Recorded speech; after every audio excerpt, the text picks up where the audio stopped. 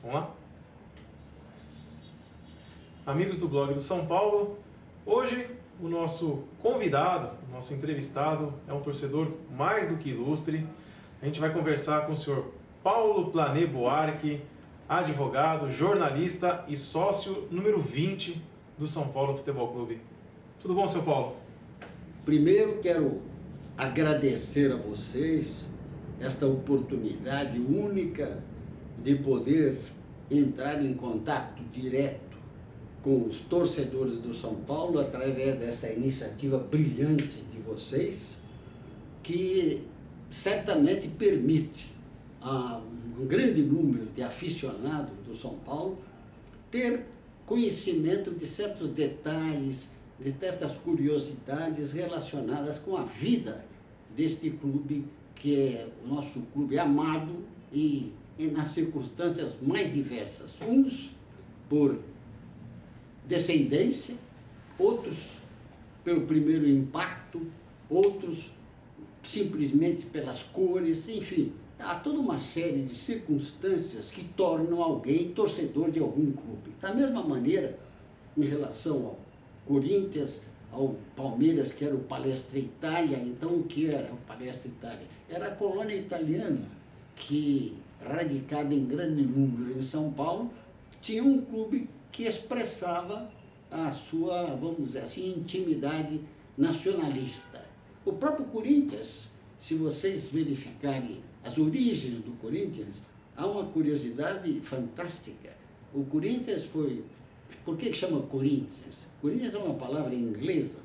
Então, foram, curiosamente, dois ingleses e dois portugueses que fundaram o Corinthians. Então, a história dos clubes, e do São Paulo em particular, que estamos tratando do São Paulo, tem curiosidades maravilhosas que vocês se encarregam maravilhosamente bem de transmitir.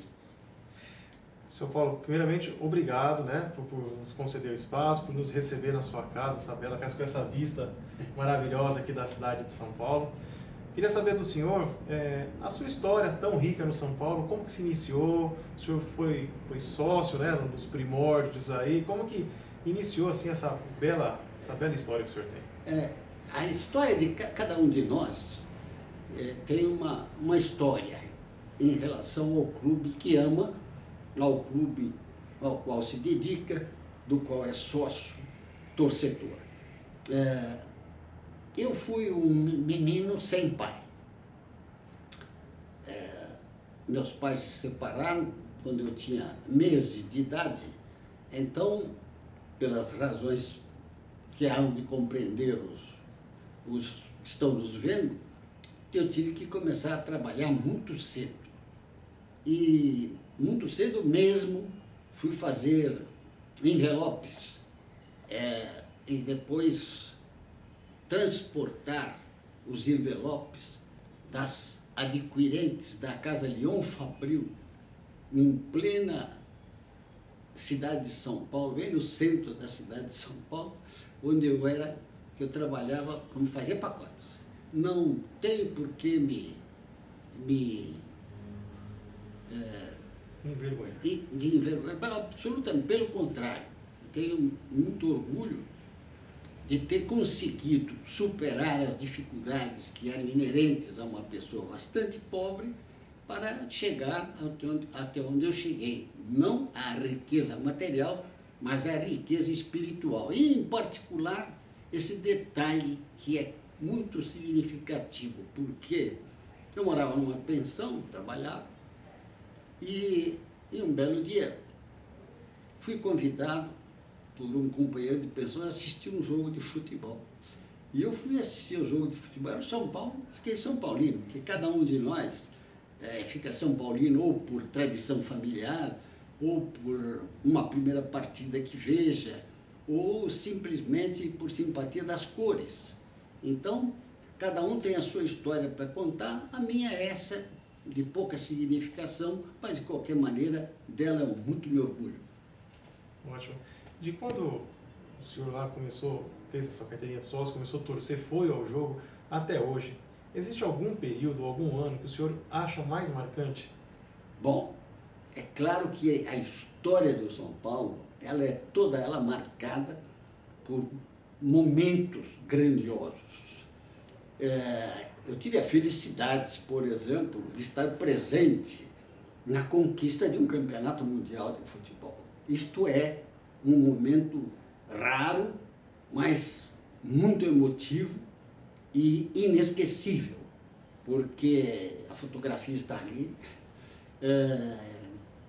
Foi em Tóquio, um título. Depois, por coincidência ou por consequência, numa segunda conquista do São Paulo, em que o Marcelo Figueiredo Portugal Gouveia era o presidente, não havia ninguém que o substituísse na presidência, porque todo mundo queria ir assistir o jogo, que afinal acabamos ganhando, e eu fiquei na presidência, e aí, quando o São Paulo conquistou o título, o que eu fiz?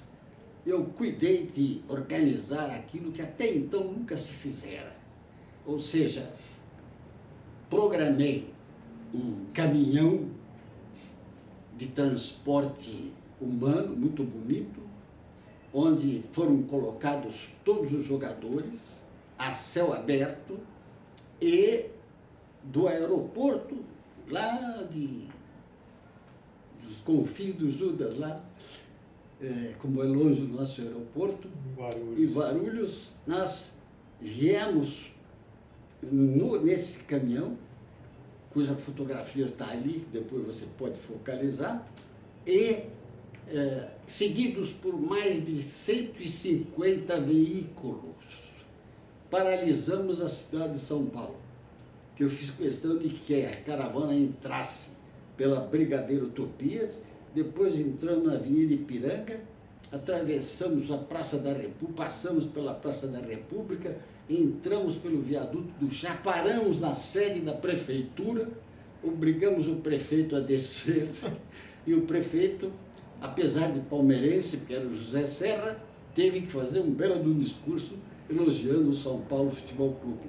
Depois nos dirigimos, através da 23 de maio, na direção do Morumbi, onde uma outra multidão nos esperava para homenagear aqueles que haviam conquistado esse título. Porém, isso é um episódio, porque cada conquista, ela representa um momento na nossa vida, do torcedor apaixonado, e são recordações imorredoras, porque são guardadas na memória do cérebro para dar significado à história do clube.